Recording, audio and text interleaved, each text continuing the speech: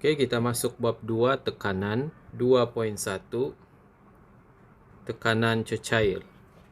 Standard pembelajaran yang pertama 2.1.1 berkomunikasi tentang konsep tekanan cecair, formula P equal to H rho G. Okay, tekanan cecair dihitung dengan menggunakan formula yang berikut. So ini adalah formula untuk mengira tekanan dalam cecair. P di sini mewakili tekanan dalam cecair, pressure. H di sini mewakili kedalaman cecair. Okey, kedalaman kena faham.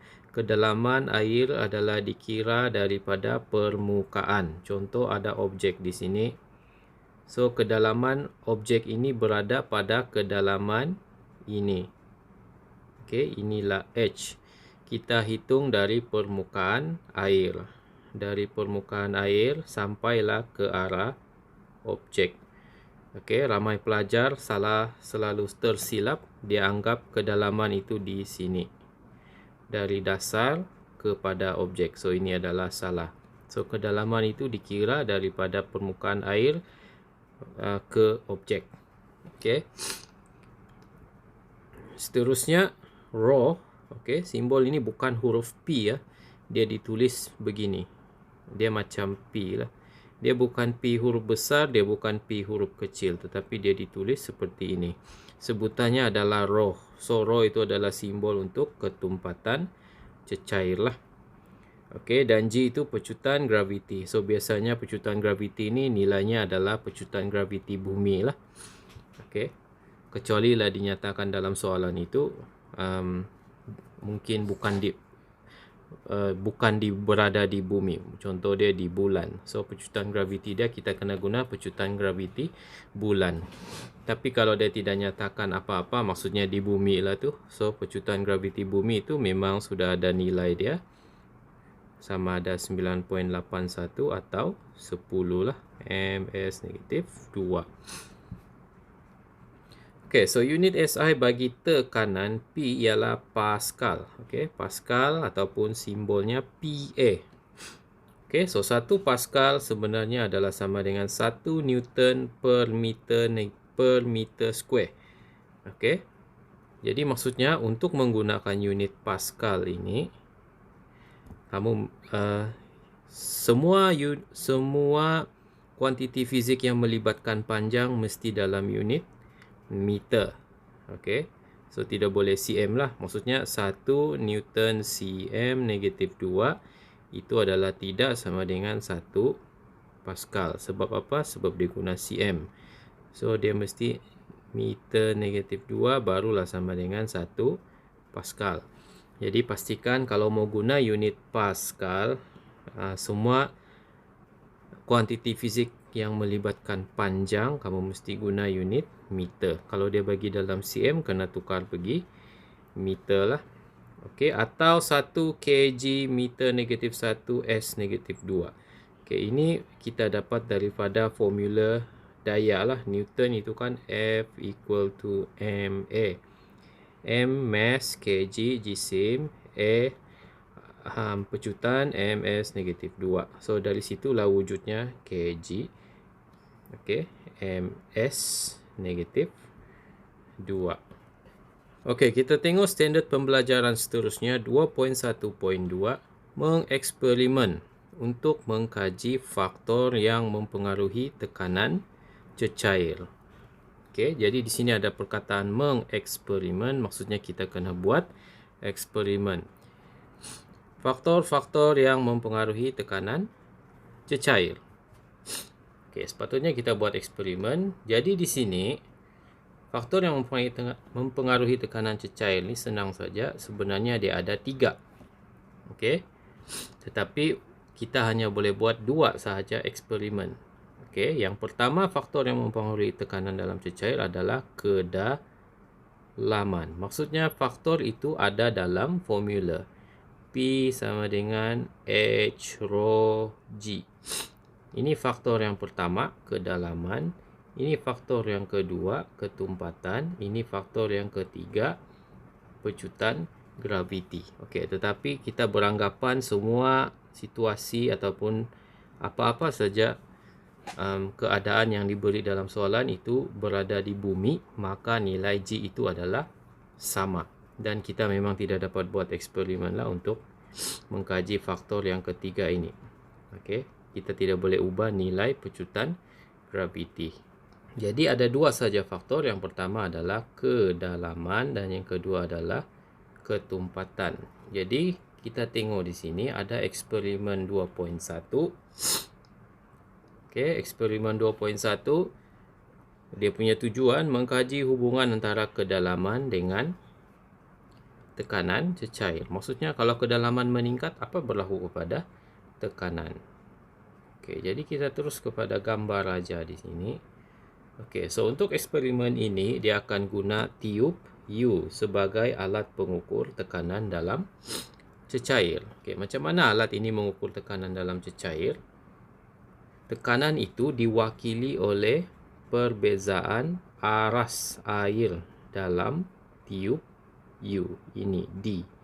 D itulah yang mewakili tekanan dalam cecair. Maksudnya jika tekanan itu tinggi, pressure tinggi, nilai D itu juga akan tinggi.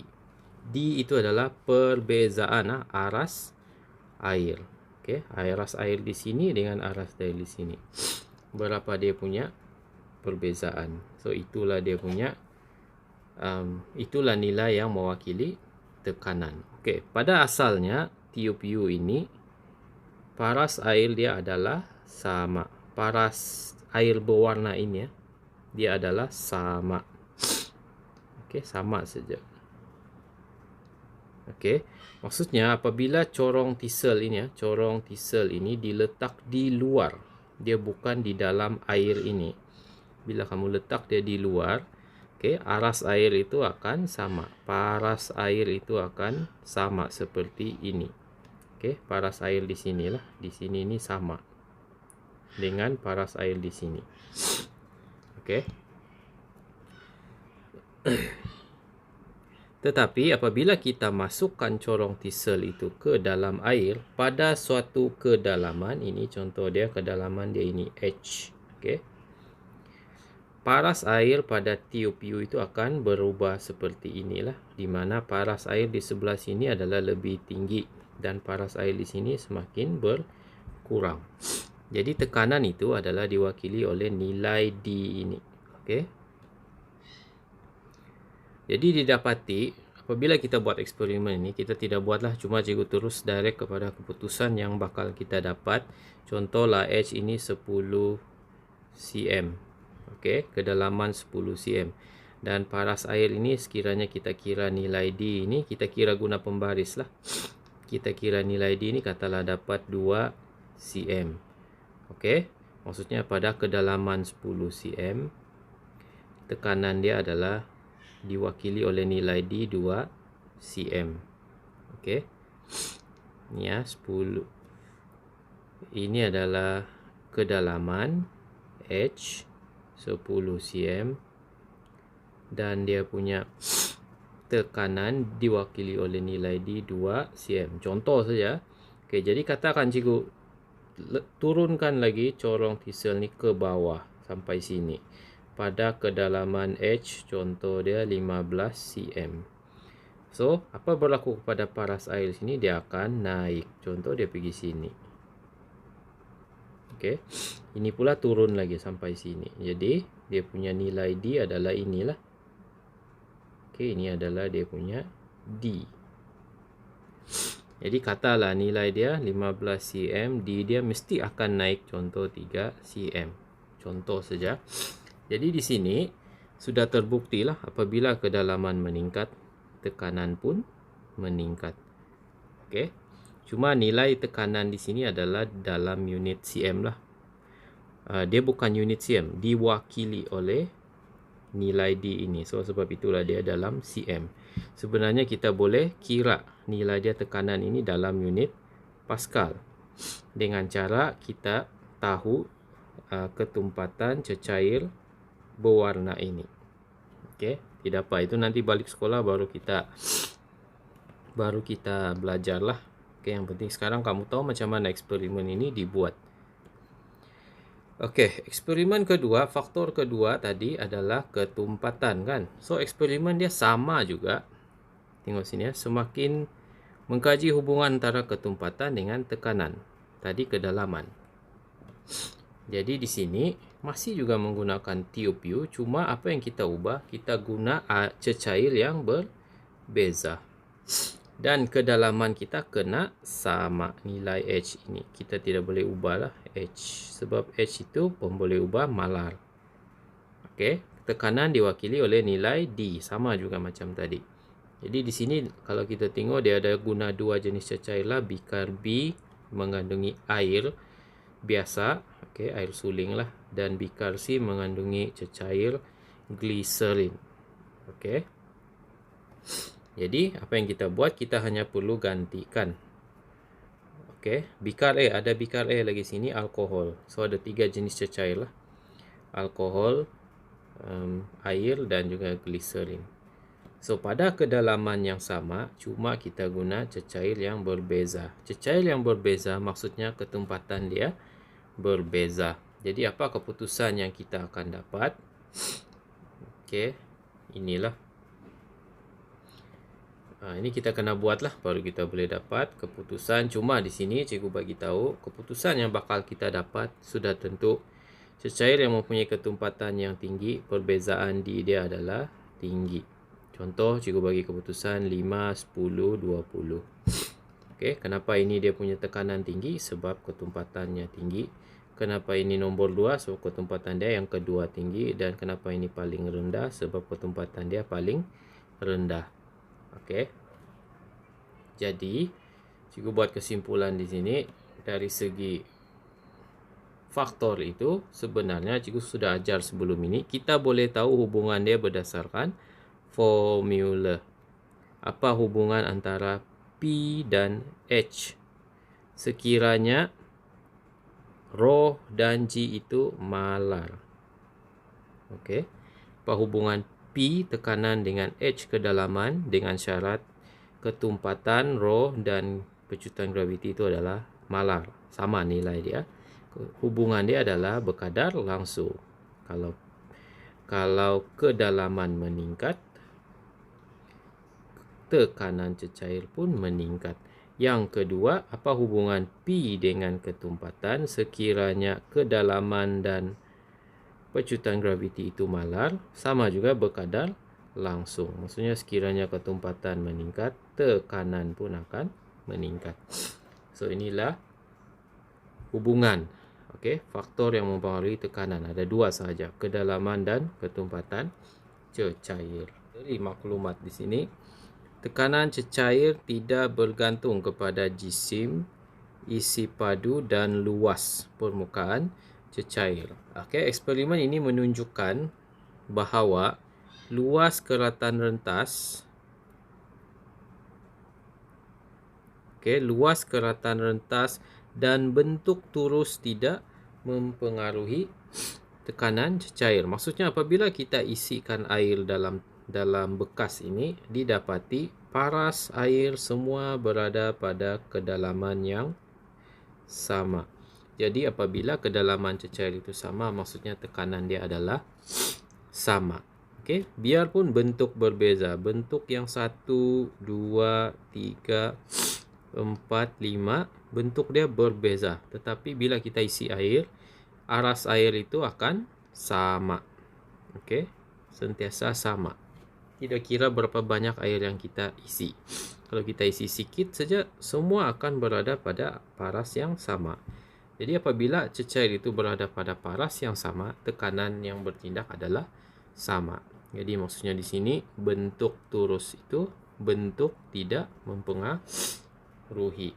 Okey, selain itu ada dinyatakan juga tekanan cecair ini, tekanan dalam cecair bertindak pada semua arah.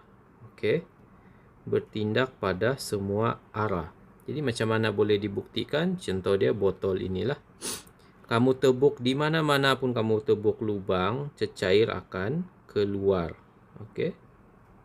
Jadi maksudnya tekanan itu bertindak pada semua arah. Dia bukan hanya bertindak di bawah sini ya, bukan hanya bertindak di kawasan bawah.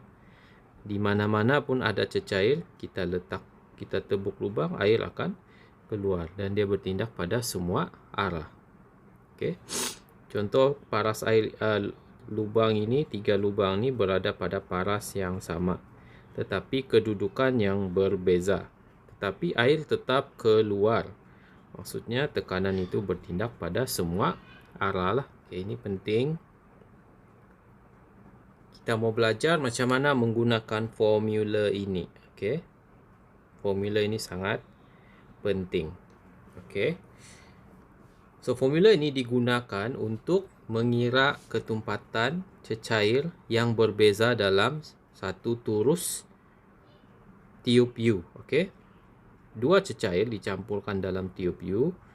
Okey, dua cecair yang berbeza ketumpatan. Contoh di sini ini cecair X dan ini adalah cecair Y dicampurkan. Tetapi cecair itu tidak bercampur sebab dia berbeza ketumpatan. Contoh dia air dengan minyak lah, dia tidak akan bercampur. Jadi cecair Y itu akan berada di atas cecair X. Jadi macam mana kita mau mengira ketumpatan cecair Y ataupun cecair X lah, mana-mana saja, kita boleh guna formula inilah. Okey, ini selalu keluar soalan lah, jadi kena tahu. Okey, seperti yang cikgu cakap sebelum ini, tiup U ini keadaan asal dia adalah aras cecair itu ataupun paras cecair itu adalah sama di kedua-dua belah. Jadi maksudnya tekanan di sebelah sini P1, cikgu label P1 lah, dan tekanan di sebelah sini adalah P2 adalah sama dia punya tekanan. Itu konsep tiup U.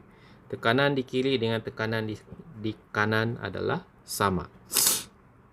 Okey, jadi apabila kita letak cecair Y, apa yang berlaku? Paras air itu berubah. Macam contoh di sini yang di bahagian kiri paras air dia makin tinggi dan di bahagian kanan yang kita tambah cecair Y itu paras air dia semakin rendah. Okey. Tetapi konsep tiup U ini dia tetap sama. Tekanan sini tetap sama dengan tekanan di sini. Biarpun paras air itu berbeza. Okey. Okey, paras air ini berbeza adalah bukan disebabkan perubahan tekanan, tetapi dia adalah disebabkan kita campurkan cecair yang berbeza. Jadi maksudnya konsep dia adalah tekanan 1 mesti sama dengan tekanan 2 walau apapun keadaan paras air di kedua-dua belah itu. Okey.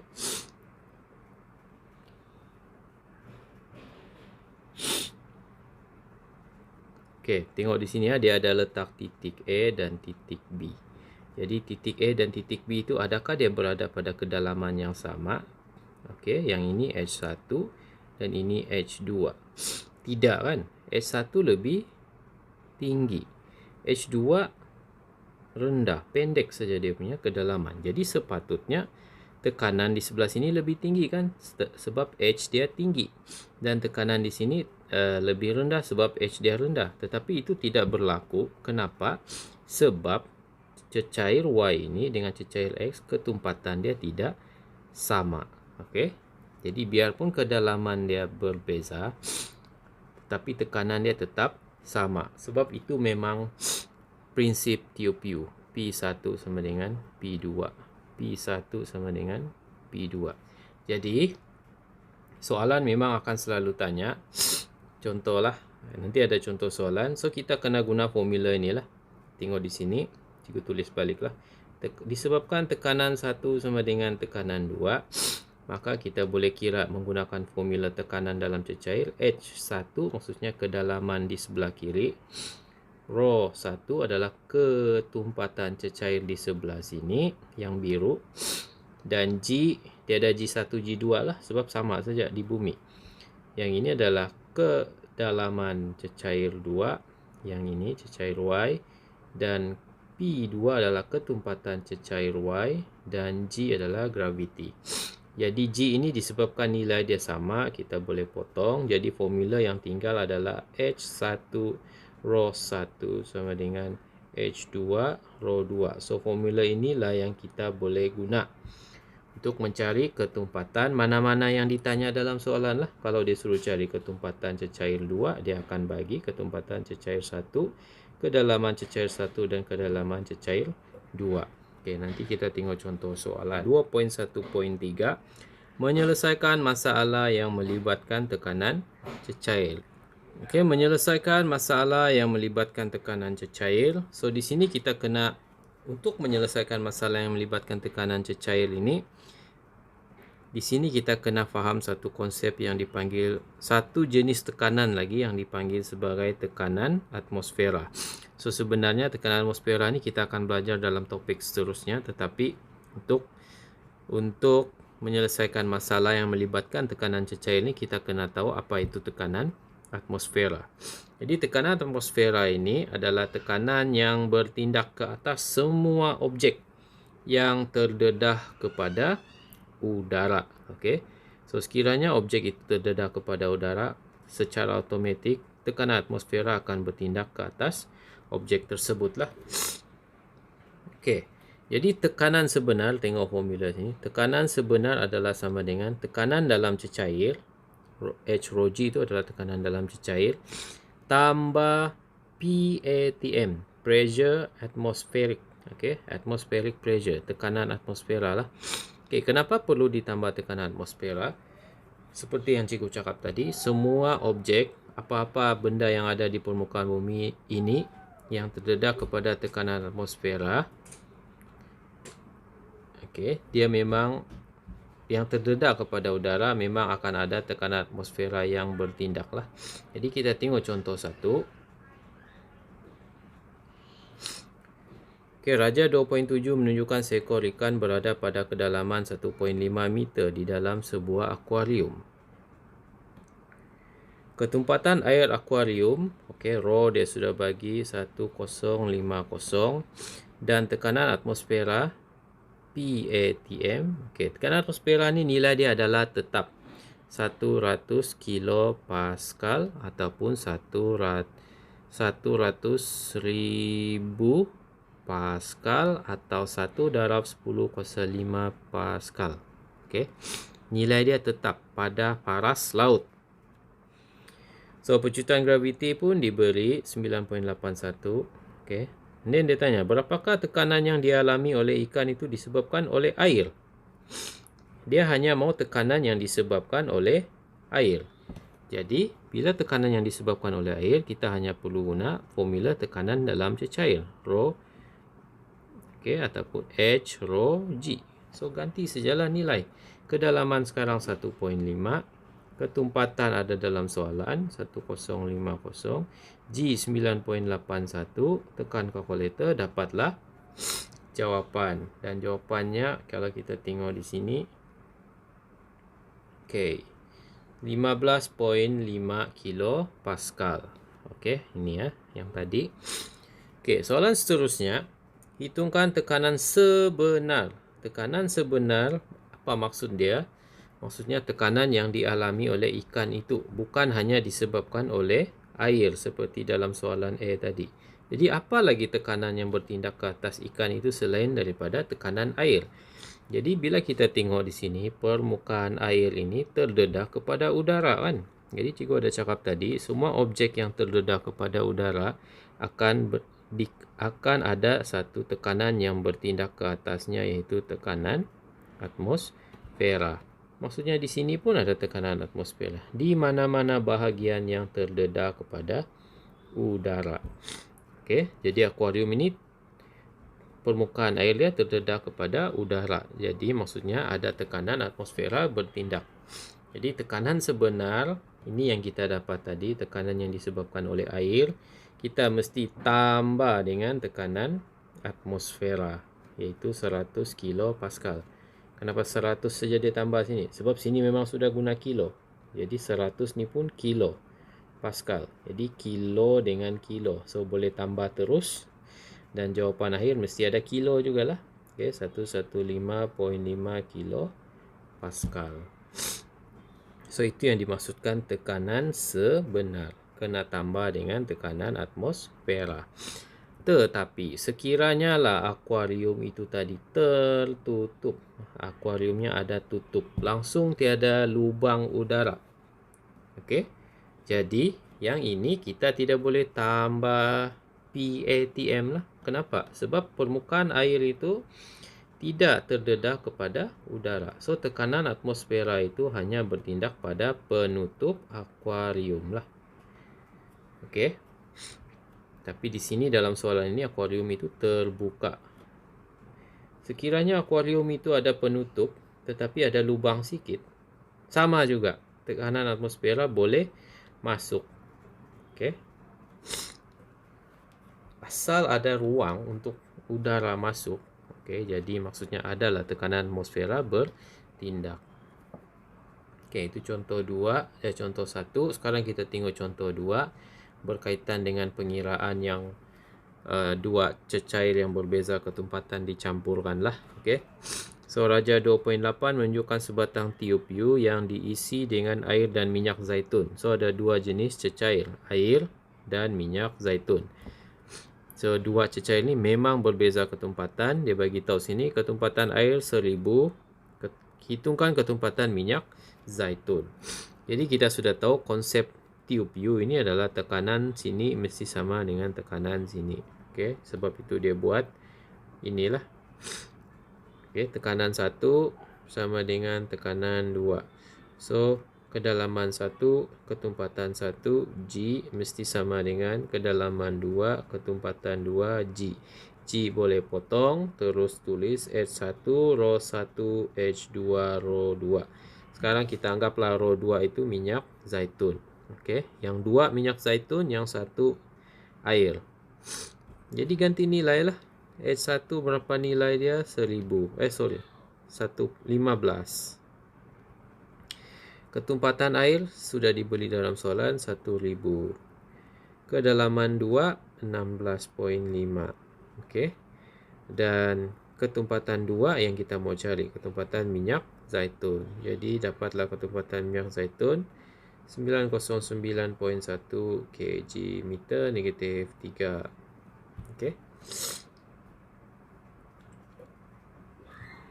So itu contoh 2. Seterusnya aplikasi tekanan cecair dalam kehidupan, yang ini boleh baca sendiri dan fahamkanlah. Okey, cikgu rasa tidak ada masalah untuk kamu faham.